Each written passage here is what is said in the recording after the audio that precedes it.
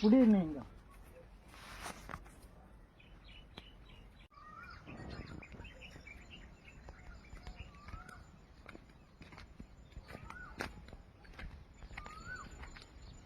நாம் ஒரு 13 நாளைக்கு முன்னாடி நம்ம இந்த இடத்த வந்து பார்த்திங்கன்னா வேலி போடுறப்ப ஒரு வீடியோ போட்டிருந்தோம். இந்த இடம் பார்த்திங்கன்னா உங்களுக்கு தெரியும். அது பார்த்திங்கன்னா இப்போ 13 நாளில் துளிர் எடுத்திருக்கு, புது கொழுந்து துளிர் எடுத்திருக்கு. இங்கே பாருங்கள்.